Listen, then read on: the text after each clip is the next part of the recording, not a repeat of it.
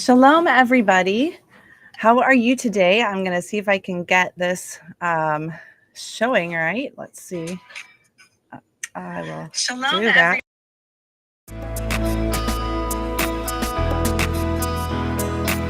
Oh, goodness, I just put the thing up twice. So I'm learning to use my software. Shalom, this is Elliott from Homeschooling Torah, and we are excited today. I'm going to be talking about my book, and hopefully you can see that. Let me see if I can get that up a little better. The lighting is weird in Michigan today, and I don't know what to do about it, so we're just going to put up with it. It's just super bright, and so we put up a bunch of things to make it not so bright, but it's still bright. So shalom, we're welcome, and we're going to be talking about what to do for women who are feeling really tired and really exhausted. And sometimes when you're tired, this goes beyond that tiredness that comes when you haven't had enough sleep for a couple nights. But this is that exhaustion that just keeps hanging on, and you can't get yourself up in the morning, and you lose your motivation, and you start to feel depressed, and you start to wonder, what in the world is wrong with me? I can't seem to figure out why I'm having so much trouble. So we're going to be going through today some of the causes of fatigue, and we're going to talk about how our bodies work and what makes us so tired, because if you know why it's happening, you can fix it.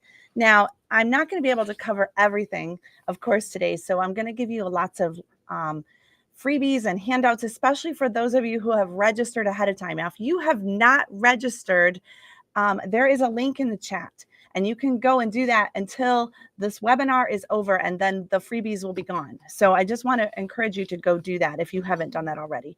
So we're going to get started by just talking about why are we so tired, because that's the main thing. Okay, we are not everyone is tired, but man, everyone I talk to is tired. If you ever feel like that, just let me know in the chat. By the way, you can ask questions. We are going to have a time for a question and answer at the end. So I'm going to make sure that I monitor the chat and that you have a second to ask me questions. So even if I don't see your question right away, I will come back to it. So don't worry about that. So do you remember back to when you were a child and you had lots and lots of energy, and you could just seemingly never run out? And I know if you have children, you can look at them and see the same thing. They can run circles around you, and they can eat junk food, and they never wear out. And yet, when you were young, you were like that too. I'm sure all children are. And there seems to come a day when you hit a wall and the energy is gone. And a lot of times it happens maybe when you're in high school and you're involved in tons of sports or drama, or you just have a schedule that's boom, boom, boom. Or maybe you had a lot of stressors in your life, things that happened to you that were outside of your control, but you know in your soul that it caused you to be really tired. For me, it was all of those things. Plus, I have 7 children, and every child, it seemed like it just took a little bit more out, and I just got more and more exhausted. Now, on top of all of that, in 2006, I should have got that number out. Yeah, it was 2006. I was diagnosed with a chronic disease called Addisons Disease, and it's the definition of being exhausted, because my body could not make the hormones needed to keep me going. And we're going to talk about a little bit about that today, because even if you don't have Addison's disease, you might have some of those same hormonal issues. And hormones are a really big problem, they're not a problem. I mean, the Father created them, but if they're not working optimally, then they are a problem. And so we're going to talk about some of the different hormones and things that go on in our lives, and the things that cause us to be tired. Now, I'm going to see if I can figure out how to use my software. So I have some pictures to show you. And I think the first one, yay, I got it to work. The first one here is a picture of the adrenal gland. And the adrenal glands sit on top of your kidneys. And if you're not sure where your kidneys are, you can just kind of reach your hands behind you for a second. And let me see if I can show you that. I'm going to learn this software. Yeah, reach your hands behind you and just kind of tap yourself right at the bottom of your rib cage. And that rib cage is right about where your kidneys are, and you can kind of feel that. So that's your kidneys. And on top of your kidneys, you have these tiny little glands, the adrenal glands, the posterior and the anterior ones. They look slightly different from each other, but those are what make all of the hormones that you use to deal with stress. And they're actually two different glands inside of each one. The first gland is called the medulla, and the medulla is the one that is famous. It's the one that we've heard about. It makes adrenaline. So everybody knows that the adrenal glands make adrenaline. And when you are running on a busy schedule, or let's say you meet a bear out in the wilderness and the bear starts to chase you, how do you escape from that bear? Or some people have superhuman strength all of a sudden to smack that bear in the nose. What gives that to you? And that is adrenaline. Now, the problem with adrenaline is that superhuman strength will use up all your resources. Using that much energy taxes your entire body and makes it not use other important organs like your heart and your lungs and things like that. And you will wear out and you will collapse in death.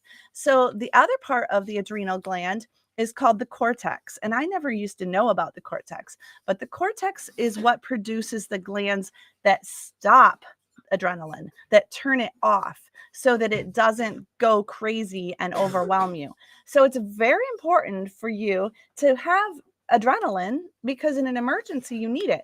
But if you're living on adrenaline day after day after day, the cortex, the part of your adrenal glands that makes the hormones that turn it off, will get overwhelmed, and it will get to the point where it can't turn it off. And so that's the basic premise of everything that I've written in my book. And so let's talk about some of the things that cause adrenaline to run. So and if you can relate to any of these things, I'm going to turn on the chat so you guys can see it. I want you to go, yes, I relate to that. Okay. So the first one is a lack of sleep. If any of you can relate to this, you can tell me. But a lack of sleep uses up hormones faster than anything. And on top of that, it's in the middle of the night. And honestly, it's amazing. Our creator is so amazing and so wonderful, but it's at a specific time of the night that your body replenishes. And so without that replenishment, you're going to run out. Okay. That's kind of obvious. So we have to get that circadian rhythm back. And we'll talk about that a little later. Another one that is common is too much exercise. Now, I am not here to say that exercise is bad. In fact, I am working on an exercise routine this year to try to get stronger muscles. And I'm trying to be consistent. It's not quite every day. But what happens when you exercise too much? You walk too far. I remember one day when I was diagnosed with Addisons Disease and I walked too far, and it hit me that I had to get back and I was running out of energy and my legs, I was just done. We'll talk about that. Okay. Another one, you can talk if this one happens to you, poor nutrition. Yeah, we're all human. And I think as children, what we do is we tend to think we can eat anything and we can get away with it. And yeah, you can because you're using your body's resources. But what happens when those resources run out? Then you're in big trouble. And so the lack of good nutrition, the reason nutrition is important is because your body can replenish. If you have the molecules that are inside the food that Father created, if you have those molecules, you can replenish. If you don't, then what are you supposed? It's like trying to make a house out of Lego bricks without Legos. It's not possible. Or like the Egyptians in our Torah portion this week, I think that was last week, are making bricks without straw. It's not that is a recipe for fatigue. Okay. Another one is repeated pregnancies, one after another. And the Father has told us that children are a blessing. So there must be a piece here that we are missing if repeated babies is making us die. So there must be a piece. And in my book, I explore that pretty heavily, but it really does come down to needing to take care of yourself as a mom, making sure that you get your sleep and you definitely get your nutrition. And a lot of times we think that we can have the Father's blessings without taking care of ourselves. Talking to myself here. Another one that uses up our resources is anger and worry. So there's a whole section in my book about how to deal with anger and unforgiveness and bitterness, but also worry. And worry was probably more my problem and still tends to be. And those sudden outbursts of anger or stress can really suck us dry, which I think we all know that. Another one is to have a personality that is driven and busy. And I am absolutely the queen of being driven, of trying to get to the next deadline and the next deadline and not pacing myself and pushing myself too hard. And it tends to be the type A personalities that tend to get exhausted. We want to do everything well. We want to have a beautiful home, have well-behaved children that look nice, and we want to look nice ourselves, and we want to have everything, all our ducks in a row, and we can't juggle that many things. Another one is simply marriage and parenting. Learning to be a good wife and a good mom is tiring. It just is. And so when we are trying to learn all of those skills, sometimes we put a little bit too much pressure on ourselves. And I think that that sometimes can cause the fatigue to start. Money problems. Money problems really can suck dry the adrenal glands, don't you think? And I think it goes back to worry and fear, because we're worried and sometimes it comes being driven and you're trying to pay the bills. And sometimes that is the reality of life. But this is one of those times that the Word of God really does have answers for us. Another one is being disorganized. How many days do we add stress to our lives because we're running around, we can't find the shoes, and we can't find our keys, and we can't remember that we have an appointment at 1:00 until 12:45, and all of a sudden we're like, ah, and then that, it shoots out adrenaline. All of these things, if you'll notice, they shoot out adrenaline, and adrenaline is great if we're being chased by a bear or if the house is on fire. Not so great when we've lost our keys. Another thing that we just must admit is that we inherit weaknesses from our forefathers. And in the Torah, it talks about the fact that the sins of the fathers are passed down to the third and the fourth generations. And even if I get all my ducks in a row and in a biblical sense and learn to do what is right and never be anxious and never be mad, I'm still going to pass down the first 30, 40 years of my life where I was sinning more to my children and my grandchildren and my great-grandchildren, even if I change today.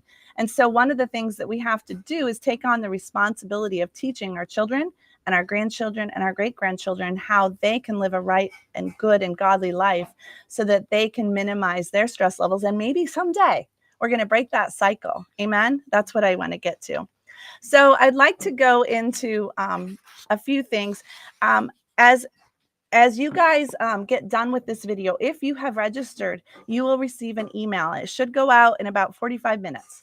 And that email is going to have all kinds of handy forms, things that you can use. And one of them is a health history where you can take a second, almost like you're going to the doctor's office and you fill out a health history, only this is not going to get turned into anyone. It's just for you. You're going to write down and be very objective and answer the questions and say, what has caused stress and problems in my life? And honestly, sometimes taking an evaluation like that can really help you realize where the problems lie. So I hope you have registered, because that is coming to everybody in about 43 minutes, 44, I don't know. Anyway, coming. So how does our body react when we are tired? I'm going to get up some more graphics here. Our bodies react in lots of different ways. This is me when I was, I'm going to guess 5 or 6 years old. My mom took that picture. So we're talking late 70s here. You can tell with that yellow, those yellow jammies are awesome, right? So I was so tired by that point that obviously I could just fall asleep right on my bed without even getting in. And it's cute, but the problem was, as I had been sick quite a few times by this point in my life, I'd had really bad chicken pox, and then I got rheumatic fever. And so those two things just wiped me out.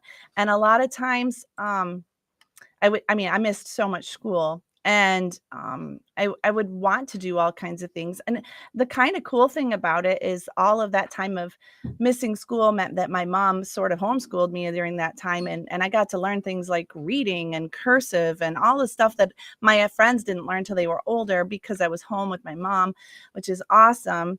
But I was so tired, and that tiredness continued on into my high school years. I got shingles in high school. My doctor had never seen anyone that young get shingles. And shingles, honestly, is on the spectrum of disorders that are caused by your adrenal glands being too tired. And that's just one of the many problems I had in high school. I would tend to get sick just predictably once a month. It never could seem to get past that. And I'm talking for years. But I also know a lot of the things that I wasn't helping my body, the ways. So our bodies do react in a predictable way when we are tired. Um, there is a doctor whose name is Hans Selye, and he made this chart. And he shows us some of the things you can see on the side here: surgeries, that's one I didn't mention, infections, physical traumas, wounds, burns, crashes, immunological and allergic insults. I love that. They're insults. Yeah, it's insulting to have allergy problems, isn't it? Severe exertions, strong emotions, malnutrition, severe exposures to heat, cold, and sun. And oh, looks like I better slow down. I'm talking too quickly. Okay. So in my case, I lived in Florida, and you can see I still get red really easily. And at that time, I'd go to the beach. I'm very fair skinned, and I'd go to the beach in Florida and spend the whole day, and then wonder why I had sun poisoning. And and then I thought, it's no problem. My skin will peel. I'll be fine. My friends will all laugh at how red I am. But then I didn't understand the long term consequences to the constant stress I was putting my body under. I just thought it was cool to go lay out at the beach. So what happens is, first of all, your body has a shock phase where you can see the pose of this gentleman. He's sitting up even taller than he used to because he's trying to overcome. And then he starts to fall a little, and the body it reacts by shutting off what it would call unnecessary things. So in this kind of situation, maybe your hair starts to fall out because your hair is not necessary, or your fingernails are weak and break quickly because your fingernails are not necessary, or suddenly you're not able to conceive a child because your body senses that it's not healthy enough to have a child. And that's the resistance that your body does. That's the way that it tries to overcome those problems. But if you keep going, if you do not change your ways and give it the help that it needs, you will fall in exhaustion. So that's a famous picture, and it's in my book, but it's been around for, I think it was in the 1960s that he started to talk about some of these things and to evaluate what happens in stress. So I'd like to show you a couple things. First of all, let me see if I can find. This is a picture. It's not very pretty. Was on my refrigerator after I was diagnosed with Addisons disease. And it was meant to help us understand what happens when the adrenal glands are not functioning as they should, and specifically the adrenal cortex. So just as a review, especially if you happen to come in a little late, the adrenal cortex has two parts to it: the medulla that makes the adrenaline, and then what's called the cortex, which makes several different glands, but the most important of which for our discussion today would be cortisol and aldosterone. So cortisol is always in the news, and people are always telling you that you make too much of it, but that isn't necessarily true. And we'll talk about how you can find out. But cortisol affects two different parts of the body. It affects, first of all, the liver and the stomach. So when your liver is not functioning correctly, you get low blood sugar. And what that looked like for me, I got to figure out where this is on my, so there we go. What that looked like for me when my liver wasn't functioning right, I would wake up at about 4 o'clock in the morning with a nasty nightmare, usually tornadoes chasing me, my children being burned up in a building, those kind of nightmares. Just the ones I would reach over and like smack my husband really hard and punch him in the gut because I was just in a nightmare. Why was I having that nightmare? Not saying this is true of all dreams, but in that case, it's because adrenaline was being shot out because my body knew that my blood sugar had fallen so low. It sent out a message to the liver to put more blood sugar back into my bloodstream. My liver said, I'm too tired to do that. And the cortisol wasn't there to do it anyways. And so the blood sugar was starting to fall. The brain must have sugar to survive. Sugar is not all bad. You need sugar at a steady level. And that sugar level went too low. And my body said she could die. Her brain could suffer a serious neurological problem. So we need to wake her up and get her to the kitchen. I think a tornado will work. Let's try that. So right now we're going to send her a tornado, and I'm like, ah! And then of course I wake up and I go to the kitchen, get a snack because I'm hungry. And of course I'm not getting good sleep. So there's a problem there, but it kept me from dying. Another problem is your stomach. And I think one of the main issues that people will have when they're facing adrenal problems is they just have a stomach ache all the time. As it gets worse, they might have vomiting and diarrhea. But cramps, I think, would be the biggest thing, is just this constant, oh my goodness, I have a stitch in my side. And the exact stitch in the side you're getting is that one you got as a child when you were in PE class and your teacher made you run to the tree and back a couple times. And you're like, oh, my stomach hurts right there. That's the stitch in the side we're talking about. And that stitch in the side means that your body is too tired and it needs to stop and it needs to rest. And some people get it after every meal. Some people get it more often after they've been sick. These are common times that you are too tired. Other times might be when you have to give a speech in front of a large group of people. You can think of all the times, right? And that is because your stomach requires cortisol. Now, that's not the only hormone that your adrenal glands make. The other one is called aldosterone, and it controls the kidneys and the heart. Just minor things, right? The kidney controls the fluid level and the sodium and potassium balance in your blood. And one of the things that doctors check, they're always saying, let's do a complete blood count. Well, they're checking this. They're checking to see how tired you are. They're looking for potassium and sodium being kind of in the middle range. If potassium or sodium, either one, goes high or low, it is because the adrenal glands are not producing the correct amount of hormones. They're either shooting out too much or not producing enough. And it directly affects the kidneys. And a lot of women with adrenal fatigue will have bladder infections, UTIs, kidney infections, kidney stones, all of these things because the kidneys are not functioning properly. But they'll notice one of the days that the kidneys need to work properly is when I was going to that beach and I was laying out in the sun all day and I was getting dehydrated on a hot, sunny day. Pregnant moms, you need to make sure you get enough sodium. Sodium is super important, and it is produced when the adrenal glands, it's not produced. You can get it into your cells because the adrenal glands are sending aldosterone in throughout your body as a hormone to say, get the sodium into the cells. The cells need it. Why do the cells need it? Well, it's because, and this is getting a little over my head, my son is an electrician, but we need electrical currents to be flowing in our bodies, and they need those minerals to do it. And just that's on a very basic level. If your high school students are looking at chemistry and they've got the periodic table of elements, and there's some of those elements are metallic and they are good conductors of electricity, you'll notice that sodium and potassium are in that list. And you need the perfect balance. And this is stuff that I don't know about you, but I don't need to be thinking about all day. One of the things I can do is just to taste a little bit of salt and say, wow, that's amazing. I could eat the whole bag of chips. Anyone ever feel like that? If you've ever had that moment of, I just want the salt, I'm going to eat the entire thing of popcorn. I'm going to eat all of the chips. I could actually dump salt out and put it in my hand and start licking it. You might be too tired. Just saying. I know because I've been there. So the final thing that the adrenal glands do with aldosterone from the cortex is regulating your heart, making sure especially that your blood pressure is correct. And the people with high blood pressure or low blood pressure, it is because of this. They are too tired.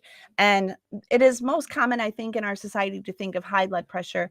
But low blood pressure is also a problem because your heart has to work especially hard to get the pressure up so that you can do things like carry a basket of laundry down to the laundry room and then come back up the stairs, or be able to lift your child and carry them around the zoo for a few hours.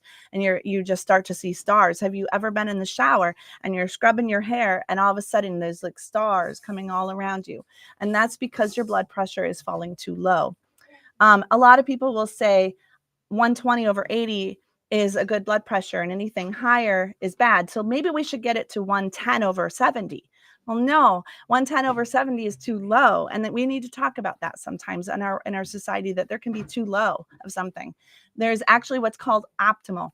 And in the download that you're going to get today and in the book that I wrote, I have a whole section of not just blood pressure, but all kinds of labs and what is the optimal range. What is the range in which your body is not normal? Who wants to be normal? Do we really want to be like all the Americans around us? Or do we want to be optimal, where everything is working as the creator made it to work? So that is a basic idea of the 4 different parts of your body. I'm going to show that just one more time, that are affected by the adrenal hormones. But other things are affected as well when you are too tired. For instance, let me get this off. For instance, you might have a lot of other diseases that show up when the adrenal glands are tired. And I'm just going to list these off. And I don't know if any of you want to say, and you probably shouldn't. I don't know. It's too much information, but I have a feeling you're going to be able to relate to something on this list. Adrenal fatigue is implicated in rheumatoid arthritis, ovarian dysfunction, PCOS, infertility, allergies of all kinds, asthma, anything autoimmune, irritable bowel syndrome, colitis, Epstein-Barr, which is mononucleosis, frequent colds, viruses, and infections, like I was telling you earlier, skin rashes that won't go away. I'm looking here, anything in the rheumatic line, lupus, and all sorts of kidney diseases. So I don't know about you, but now I've named like most of the population, right? So the reason is that because the glands of our body control everything, and hormones, if you've heard the word hormone, I'm going to just give you a little word that will help you know what that means.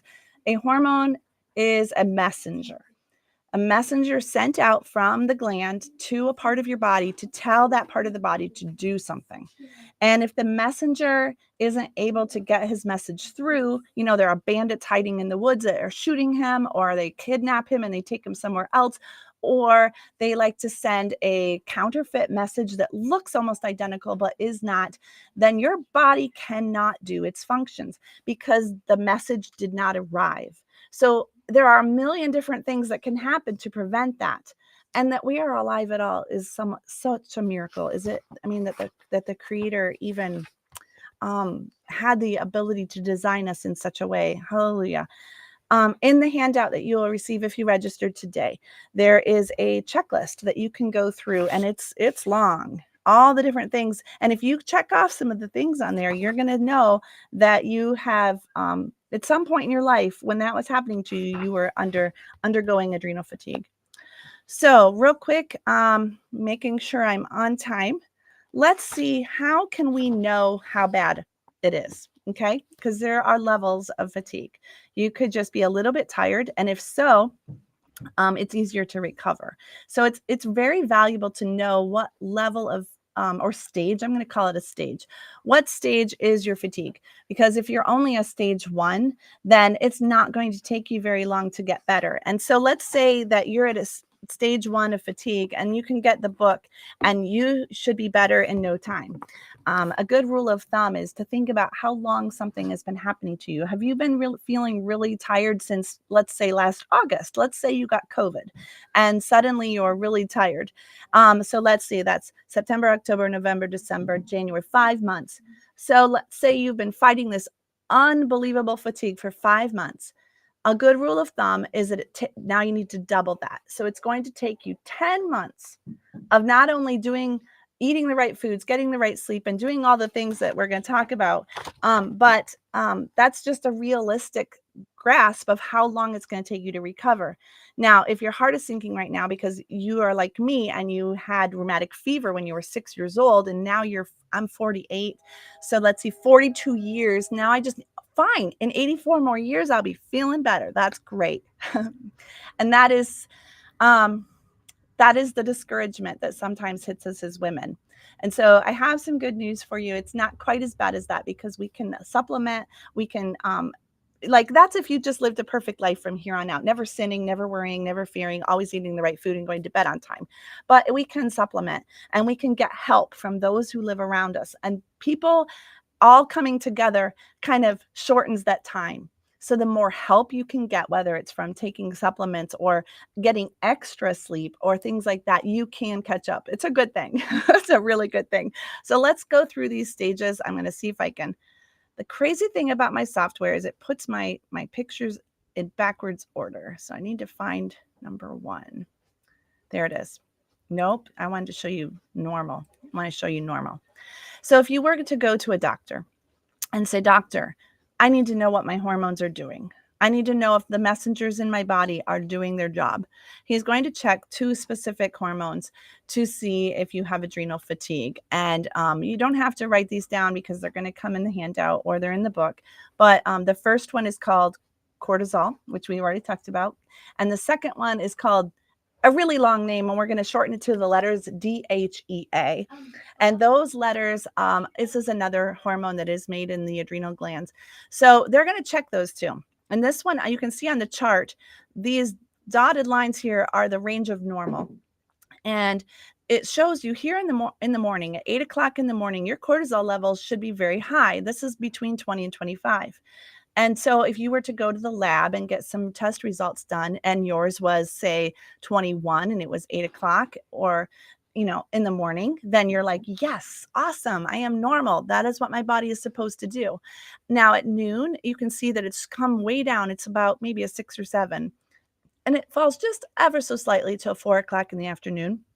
And then from 4 o'clock in the afternoon until midnight, it falls down. Now, what this chart doesn't show you is what happens overnight, because it definitely has its own cycle overnight, but not too many people go to the lab overnight, so they didn't show you that one. So this is what is normal. And the reason is in the morning when you wake up, if you can think about what happens, your alarm clock goes off and you have a burst of adrenaline. You go have a cup of coffee, you get your shower. I have a really cool little exercise watch, and my exercise watch tells me that my shower in the morning is one of the biggest exertions I do all day, even when I exercise, which is crazy to me. It's a shower, but it's because there's a lot of cortisol, a lot of adrenaline going through your body when you wake up in the morning, and that is a good and normal thing. Now, this other one, what is that? DHEA. I'm going to have a little typo. I apologize. It's not DEHA, it's DHEA. And this is the reference zone. You can see this little rectangle around the reference zone. Anything within that rectangle is normal. And DHEA is what I would call the bank account that holds all your extra cortisol. So it's very important that the bank account has a little, it's more like a savings account. Does that make sense? It's not the thing you're using every day. It's where the good nutrition that you're eating goes to make new cells, and then new hormones, and those hormones get stored in the DHEA. And I'm way oversimplifying, of course, something that's incredibly complicated, but the DHEA needs to be within that range so that you have a good amount of savings for more cortisol. Now, let me show you what someone who looks like who is just started. Now, this might be someone who gets married and has a great big wedding and lots of people visiting, and they are excited and lots of adrenaline of deadlines and all this stuff. Could be a college student trying to get exams done. It could be someone who had COVID this year. And you can see what the body does. The body increases the cortisol. So instead of being in the morning between 20 and 25, it's up here probably about 35. So it's a little extra high. And you say, that's awesome. I needed extra cortisol. The problem is are you going to make enough to be able to sustain that level? So probably not, but you can see all day long that cortisol level is quite a bit high. Now let's go see what the DHEA is doing. So fascinating. The body is taking all of its resources and putting them to make more cortisol. And you can see that the level here is about 14, and 14 is much higher than the normal range between, like, say 3 and 10. So the fascinating thing is the body is doing that. But one of the things the body is not doing is making new fingernails, making new hair, making new skin cells. It's not helping you remember things. So you might be like walking out to the car and going, oh, I need my keys, and walking back in again or you're talking to someone and you can't quite get their name right because the body is not concentrating on those functions right now. It's concentrating on making more DHEA, filling up the savings account. It'd be, if we put it as an illustration of buying stuff for your house, you're not buying new things for your house right now. You are plopping every last penny that you have extra into savings because you know you have a big expense coming. And the body seems to sense that as well. Our creator is amazing. Now let me show you stage 2. This person is sort of adapted to the new high. So this is a person who is living under stress chronically.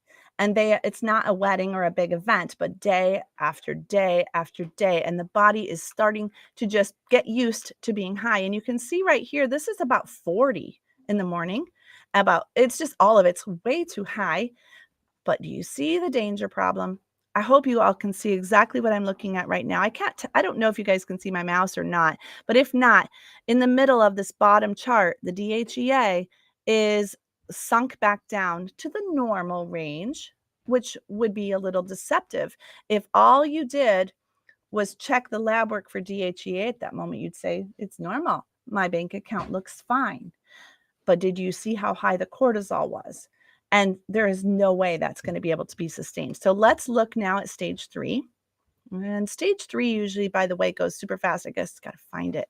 There it is. Stage 3, you can see, wow, look at that. Cortisol is high, and it's also high at night. This person's going to have a very hard time falling asleep at night. They're probably going to say, I'm just a night owl. But actually what it is they've been living under stress for too long. And you'll notice the DHEA is sunk way down here to about 2.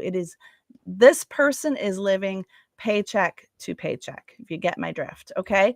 So stage 3, however, usually goes very quickly. You don't stay in stage 3 very long. Usually people go straight to stage 4. I just got to find it. There it is.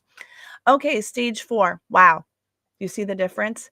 Cortisol now is sunk all the way to 10. This person cannot wake up in the morning. This person is drinking tons of coffee. I think stage 4, from what I had heard, is the most common stage for adrenal fatigue of all the stages. And so the majority of you women that are watching this, because if you came to this because you're tired, my guess is this is probably where you are, the vast majority. Hard to get up in the morning, hard to get motivated, and suddenly at night, when your cortisol is supposed to be down here by 0, you're still about not much different than you were when you woke up in the morning. And notice that poor DHEA is also living paycheck to paycheck way down here at about a 2. And so there is not much reserve.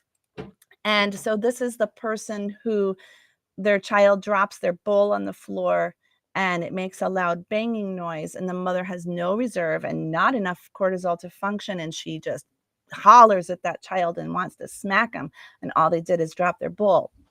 And I don't say that to judge you, because I've been in that situation. You feel so guilty. And now what is the feeling of guilt going to do to your cortisol levels? It's going to, all day long, you're walking around going, oh, I'm so mad at my kids for being loud. And oh, I feel so guilty. Oh, I've just done so many things wrong. And then you're crying. This person cries a lot.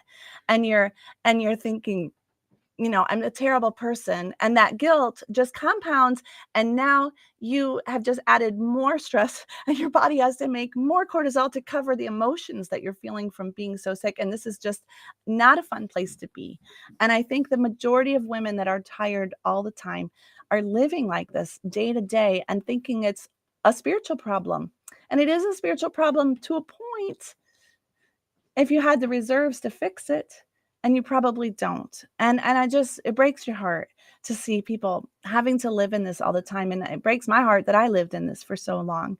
And this one stage alone makes me want to write a book so I can help people, because this is a horrible life to be in. But it can get worse. Hopefully it won't. But let me show you the worst. Did for me.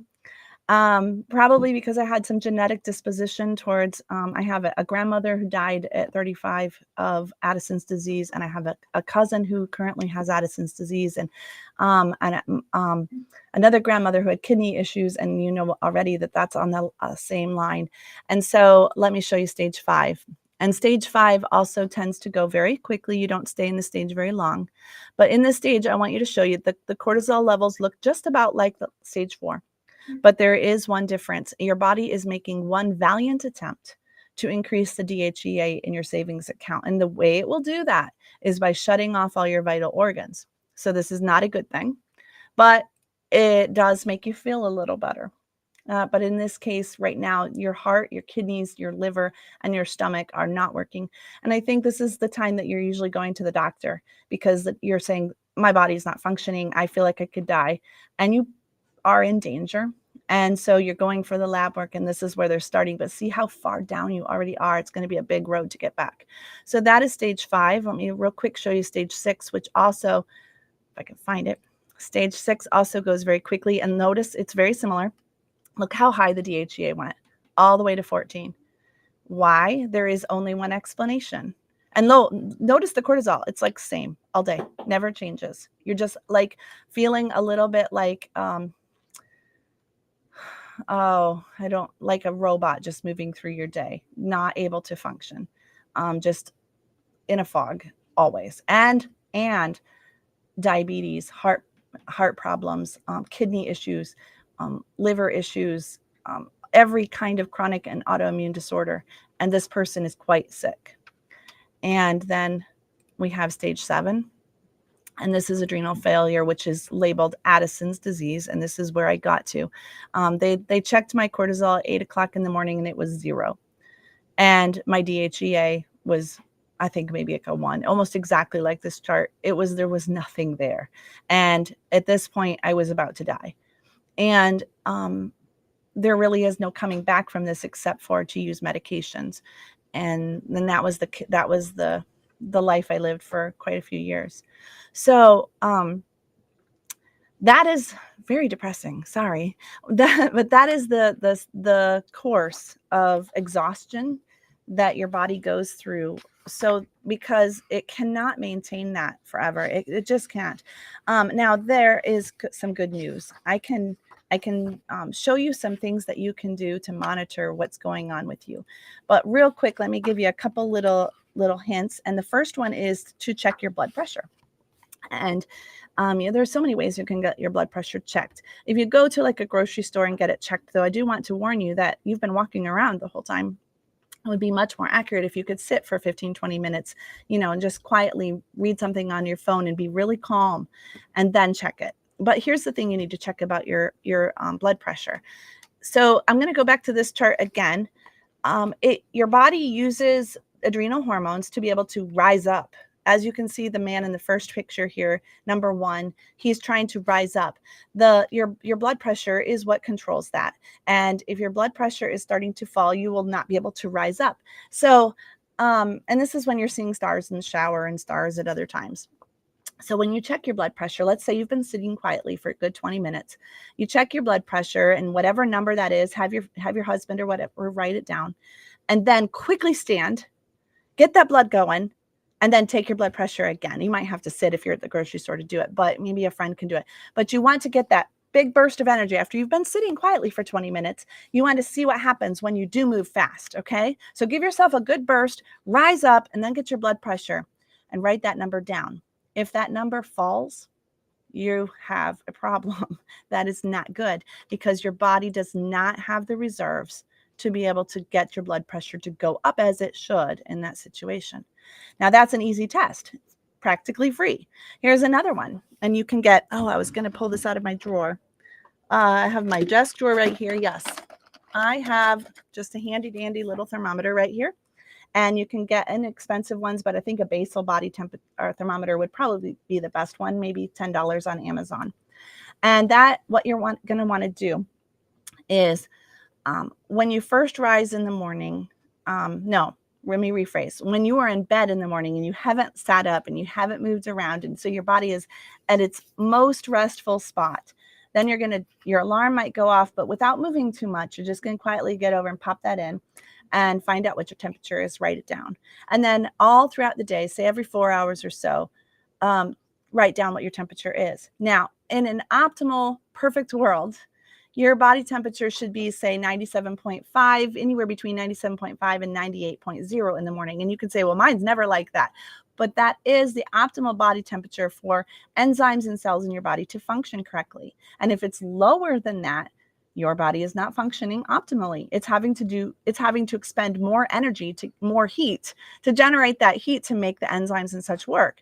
So you are in danger of being in stages, anywhere from 2 on, because your body's shooting out more energy to try to get your temperature to go up. Now, taking it all through the day, your body temperature is supposed to go up So it's supposed to start, say, 97.5 to 98, and it's supposed to go up to 98.6, what we all learned in grade school. But that is technically only about 4 o'clock in the afternoon. And this goes with those cortisol charts that I was telling you. And then it's supposed to slowly go down towards bedtime. So you should see your temperature rise and peak at 4 p.m. and then go down. Oops. And so what you want to do is you want to take your temperature and write that down and see if that's what happens to you.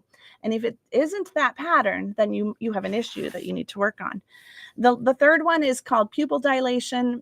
You can have a friend, your husband, or someone shine a bright light from the side towards your pupils while so you're holding, let's say you just want to use your phone and you're holding it there to shine a bright light across, and your husband can look you directly in the eye and see your pupils should tighten up and get smaller when that bright light hits them.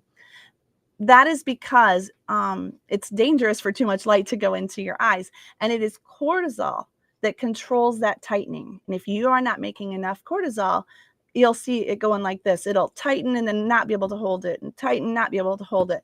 Fascinating and very free. It doesn't take much to be able to find out what your levels are. I do have a lot more ideas in there, but those are some basic ones that anyone can do. So I'm going to finish up here, almost finish up. I have 2 more points. I'm going to finish up with some steps to beat fatigue. Like, how do we get better? Because all I've done is depress you so far. All I've done is tell you all your problems. And you probably already knew you had problems, or you wouldn't have even shown up today. So let me just go through several steps that you can use. But basically comes down to one main principle. And if this is the only thing that you take from this webinar today, if you could remember nothing else, this is the piece, okay? I want you to remember. I'm going to put up a picture to help you. Pictures help me. And this is a picture of a bank account. And all of you young people that don't use checks, like my children that are adults, are like, Mom, how do you write a check? So this might not be an appropriate one for like all you millennials that don't use checks, but I think you'll get the idea. When you spend money, you write a check or you use your debit card. Money has to be in your checking account for it to be spent. It's a lot like cortisol. If you don't have cortisol and DHEA, then nothing can be spent. You can't function. You can't do anything because there are no hormones there.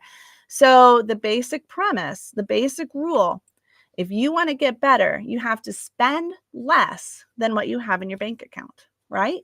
If you want to get rich, that's the ticket. There's no other secret. The way to get rich, spend less than you make. The way to get better, if you're tired, is to spend less than you make. There is no other secret. So you guys got that? This is easy. I know you can learn it. You might want to write it down on a sticky note and hang it in your bathroom where you can see it every day. Spend less than I make. And in my book, I have that written so many times, and over and over, I just have big letters, spend less than you make. You have to. So here are some things that you can do. And this is kind of fun. It's really easy if it's your bank account, because you can write down in the little balance book how much you've spent. So I went to the grocery store. I spent $24.95. Subtract that. Well, that was fine because I had $100 in there. No problem. Nothing's going to bounce. But how do you know how much money you have? Do you have to go get a bunch of lab work and spend money? Maybe you don't have health insurance. How are you going to know how much DHEA and cortisol you have? Well, one of the ways you can tell if you're a little low that day is by taking your temperature and seeing if it's lower than normal, or maybe higher than normal. Like if you have a fever, you're going to be spending all kinds. It should be optimal. But that doesn't really tell you what the balance is. You don't know how much you have to start with. And if you ever wondered why you could do the same activity as your friend, and your friend is fine, comes home and feels great, goes on and does more activities. But if you do that, you're like, oh my word, I need to take a nap. I'm so tired. And the reason is not because you did 2 different activities, but because you had a different bank account. Your friend is living on a $10,000 a month income and you're living on a $100 a month income. And so you're running out quickly because you're trying to keep up with the Joneses, if you know what I mean.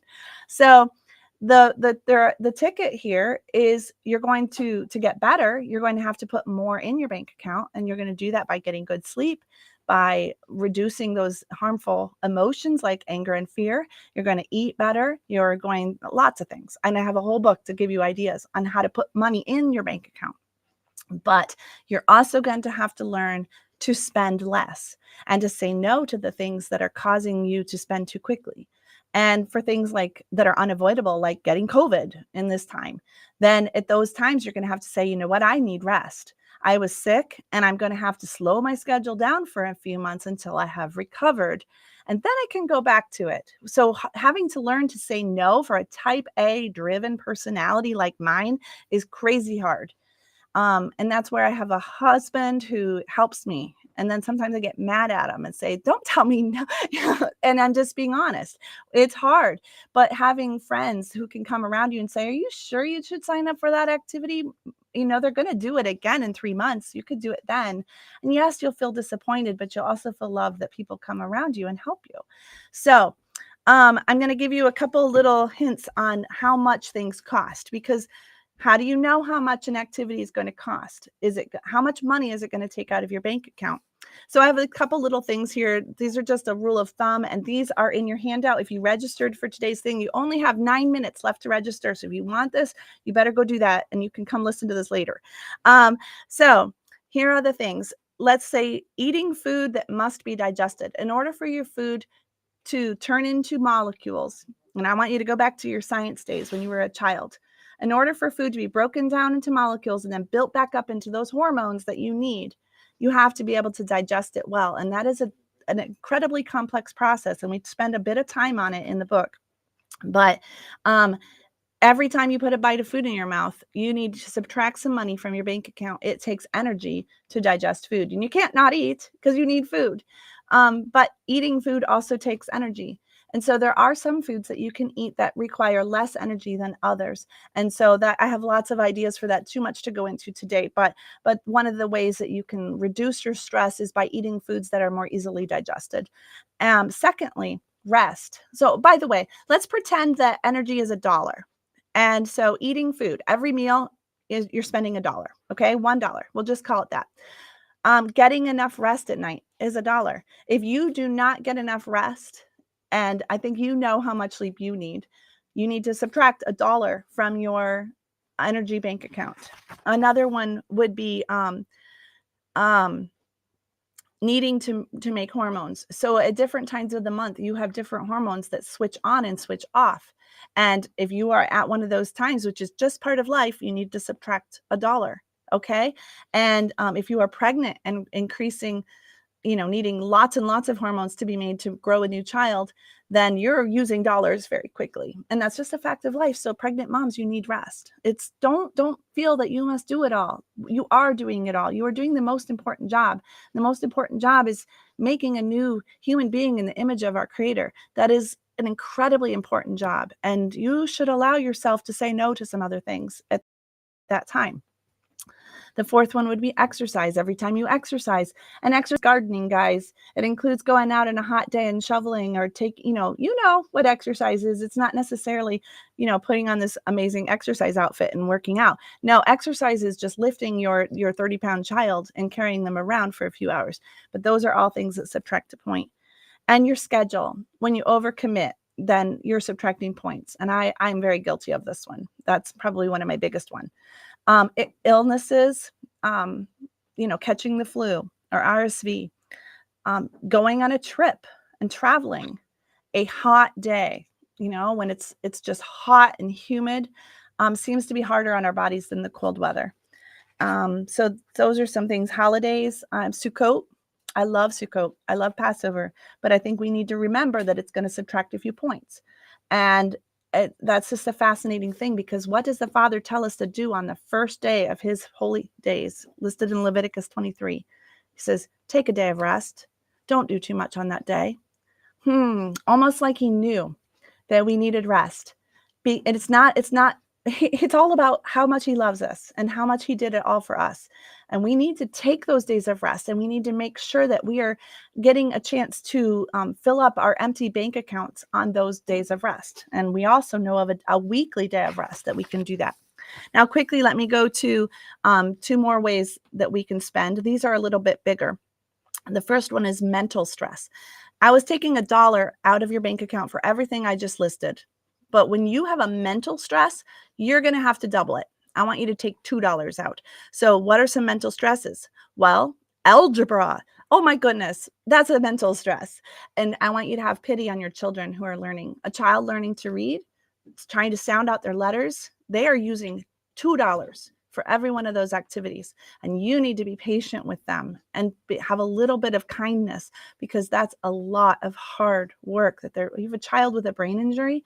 They are struggling to make the neurons connect. They are constantly using more energy than you are. And yet, are they getting the nutrition and the sleep that they need to make up for that extra? Your child has a mental stress. Are you giving them rest and making sure they get to bed at night? Are you sure that you're not overloading their schedule? And it's tax season and you have the deadline from the IRS. I'm pretty sure your mental stress is going high, and that is a higher stress because your brain is having to think. When I write a book, it takes a lot out of me. When I work on the computer, when we make a website, those things are so hard on our brains. When we're solving a difficult puzzle, when you're making a grocery list and a menu for a whole week and you have company coming in, all these things, they are difficult. You're solving puzzles. And when you're solving puzzles, you're using twice as much energy as you would be if you were working out. And I don't think people realize that. But then there's the final one. And that is, if you do all of those activities in the context of worry or anger, now I want you to triple it. So let's say you are figuring out the checkbook and trying to decide if you have enough money, and you realize that you don't. And now you don't know if you have enough to pay the electric bill, and the electric bill could get turned off and your husband could get angry with you.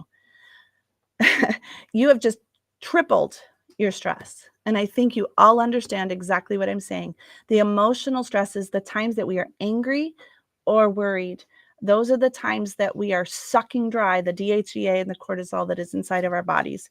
So those are the main things that we spend on, and you could keep track of this. And I'm going to give you guys in the handout and the download that you're going to get. You're going to get lots of charts and ways to keep track of things, because once you start to notice where you have trouble, where you uniquely have difficulty and are using up all your energy, now you're on a track to fix it. I want to close with just some thoughts of what the Word of God says about healing, because frankly, the question I had to ask myself as I was diagnosed with Addisons Disease, and I remember at the beginning, I was lying in bed and wondering, is this the end? Am I ever going to be able to get better? Is this the final, this is awful. And is there a way to improve? And I think that I want to be honest with you. First of all, this is serious and this is bad. And you can try to do your best. You can try to pull yourself up by your bootstraps, but you need your healer. You need someone to come and fix it. You need to spend less than you make, but you need someone to give you some supernatural help. He has done this for us in his word. And I was looking, and every Bible is out of reach. I want to show you my Bible to hold it up. So I'll hold up my phone. This is my Bible also. The word of God is the answer. First of all, his Torah, Genesis through Deuteronomy. If you are sick and you have never read Genesis through Deuteronomy, I want you to read it. And I want you to have a filter in your mind while you read it. Read every verse. Like, you're tired, you don't have energy to do laundry today, so put the laundry away and go sit on the couch and just read. It'll be better for you anyway. Granted, it will use some mental energy. But I want you to have a highlighter or something. Keep it handy. And as you're reading in your Bible, when you come across a verse and you say, wait a second, Anne was saying that if I rested, that would help me. I want you to highlight that. You're going to find one in Genesis chapter 2, verses 1-3. It's the first secret. There's so many. And you're going to read through and you're going to go, wait a second. It says a diet here, that if I eat this diet, it will help me. And lo and behold, research says that if we eat that diet, we will use less cortisol and improve our DHEA levels. Crazy. Almost like there's a creator who knew what we needed. And you can read through. There'll be passages that say, love your neighbor as yourself. And when your neighbor has done something against you, go to him and talk to him. Well, if you did that, it would reduce your stress levels and you would start to feel better. And when you get to the book of Deuteronomy, it's going to say, I gave you all these laws, not to harm you, but to help you, to give you life. And I want you to try to do that. And I want you to make a list. When the Holy Spirit says that's when you could work on, I want you to work on it and see, you could be very scientific about it. And you could take a book like this and you could journal. I tried Leviticus chapter 11, and I'm going to see if this will help me. And then you could monitor and see, put him to the test, see if his word is true or not. But how long will it take? Well, I don't know. I can't guarantee that. I've already given you the rule of thumb, 2 months for every month that you've been tired, which is a terrible rule of thumb. But I can't control your actions, and you can't always either. Some of the things that happen to you were not your fault, and some of the things that do happen to you continually are your fault. And you're going to need the help of your Creator to come into your life and to walk beside you. And yeah, I have a book. I can help you. I can give you practical tips, and you can apply yourself and you can work on it. But you need Him. And I just want to think about the fact that the Bible says the wages of sin is, can you answer it? It is death. So if we are spending by sinning over and over and over again, what is the answer? What does He say will happen to us? Well, it says that your adrenal glands and all of your other glands in your body are going to wear out and you are going to die. And it is because this world is not operating according to the Creator's principles. So the answer, honestly, beyond getting a book, is to get into the Word of God and to find the answer that your Creator said. He's the one who has the owner's manual. He's the one who said, I made this child, so I know how she functions, and I can improve it. I can not only improve it, but I sent my son to die for her so that I can raise her up to new life, and I'm going to give her a brand new body. I don't know about you, but I say this to my husband all the time. I'm like, I'm ready for the new model. I want it to come now, but it is going to come. We are going to get the new model. And however, in this life, He says, meanwhile, while you're in this defective body that has problems, and some of them are passed down from the generations above, meanwhile, I can give you joy and peace. I can give you a reason for existence. And even if you are sick in bed all the time, there is still a way that you can help others, that you can do things for them and have joy and peace. And in His word, He will give you those answers. So my top recommendation for you, which should be absolutely free, is for you to get into the Word of God and to read it from cover to cover, but don't skip those first 5 books, because that's where the actual answers are.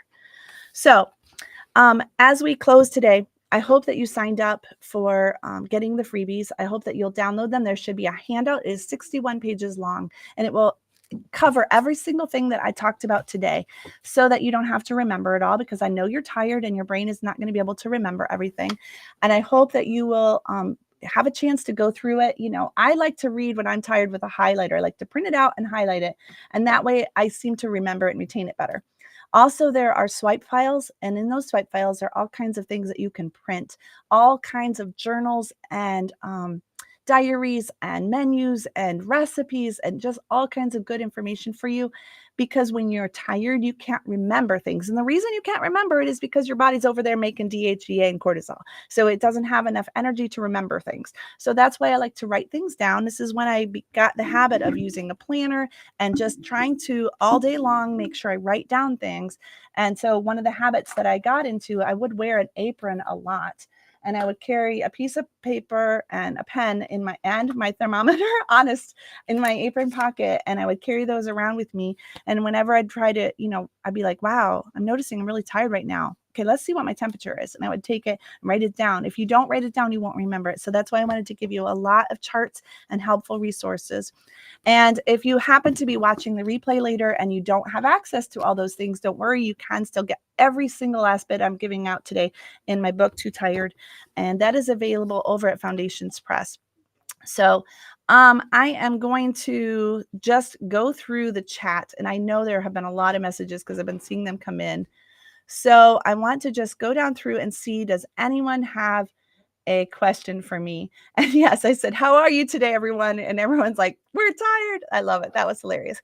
Okay, so I'm going to go down and just see if anyone has a question for me. And if you do have a question you want to ask, be sure to go ahead and type that right now. So does the adrenal gland affect menopause? Absolutely. But I think it might be a better way of saying it. I'm going to go put up my picture again. Where is it? Maybe I don't have a great picture of this one. I'll just put up the adrenal glands then. The adrenal glands are only one small part of the picture. What I've talked about just in this webinar is just the adrenal glands, but we could talk about the hypothalamus, and we could talk about the pituitary and the thymus and the thyroid and the ovaries and on and on. There's so many glands, and they all produce hormones. And that's what a gland is. It's the part of your body that produces those messengers. So when we say that someone has an issue going on with their glands, that means they're going to have issues with their hormones. But a rule of thumb, and I don't have the picture handy, so I'll just use myself. So a rule of thumb is that some of your glands are in your head. They're actually behind your sinus cavities and then going down here. And then you have glands going down your body. And these are the master glands that control everything else. And when those are healthy, then it filters down. And the ovaries and everything that controls menopause are down at the bottom. So if you have an issue with menopause, it is because there is an issue somewhere up higher in the list. And so what you have to do is figure out how to heal those. And generally, it's the same principle as what you would use to heal your cortisol and DHEA levels, and that would be to get enough rest, get enough sleep, lower your anger and your fear. And getting good food is a tricky issue because there are specific nutrients, herbs, and so on that can help. Honestly, here at Homeschooling Torah, in the next few weeks, we're going to be having a webinar all about herbs. So you might want to pay attention, subscribe to our channel, and see if you can check that out. That will be in February. So let me real quick check and see if there are any more questions. High DHEA means, or DHEAS is just the two. Some of these hormones are entire categories. So that sometimes you'll have an S after it, and sometimes it's just the plain one. High means that your body thinks that you are stressed, and it's trying to suck away extra money for this emergency. So a high DHEA means that you are using too many resources. Let's see. Fibromyalgia, by the way, someone's talking about that. That is related to rheumatoid arthritis and definitely on the adrenal spectrum. So you probably have low adrenal glands. A high DHEA with a normal everything else means that your body cannot maintain the high cortisol levels, cannot maintain the high ones. I'll show you the picture again. Let me go back to, I think it was stage 3. Let me just find it. Oh, it's so hard to find these pictures. If I were a software developer, I would fix that. Okay, that one's not it. Let me go. Maybe it was 4. I don't remember if it was 3, 4, or 2. And it's very hard to find these pictures. This one, the cortisol levels are just slightly elevated. That is not it. Might have to go back. Oh, boy. Find number 4. Was it this one? Well, I can't find it. It's somewhere in my notes, but basically it means you have already been very fatigued and you're starting to come down, and that is not a good thing. And then the DHEA still being elevated means that you still have a chance to recover. But what you need to do is use less cortisol every single day. You need to slow down. You need to say no to activities, and you need to continue to give your body good nutrition and good sleep. And the hardest thing for a mom, and sometimes it's outside of our control, and that's just a fact, and that's the moment you get down on your knees and you ask the Father to help you and to intercede for you. But as much as possible, you need to say no. And this is not just for one day. This is for a couple months. You need to say no consistently, and you need to rest. You need to take a sabbatical year, basically. Okay. Let me see. All right. I think someone is mentioning that they are driven and bordering on perfectionist, and I want to say that I can relate to that. I absolutely can relate to that. That is probably my right up there number one thing, is that I just, I want to do well. I want to have the Father say, well done, good and faithful servant. But maybe he would say, well done, if I just sleep in a little bit longer. Just saying, maybe that would make me feel better. And in the long run, I would actually be able to accomplish more. I don't know. I think this is one of those times where we have to take our hands off of our life, and we have to say, you know what, rest is not on my schedule right now. I don't have time for that. But the Father is sovereign, and he knows what I need and what the world needs. And maybe it'll be okay. Maybe he's got another plan. There might be someone else who could solve that puzzle. And I'm just talking to myself here. So, okay. I think that is everything. I want to let you know that if you registered, you already have an email in your inbox that has all of your handouts and everything. If you have any trouble, you can contact me at Ann@homeschoolingtorah.com. Ann is Ann with an E. And you can, and I can help you get those handouts and such. I probably can't give you medical advice, but I might be able to help point you to some resources that could. So I hope that you are blessed, and I hope that you will remember the one key point of today, and that is to spend less than you make. You should say that to yourself all day long. Remember, put it on a sticky note and stick it in the mirror in your bathroom. So that's your homework. All right, shalom, and thank you so much for attending. Thank you so much for your great comments, and I hope that that this was a blessing to you. And now I have to figure out how to turn off the software. So there it is.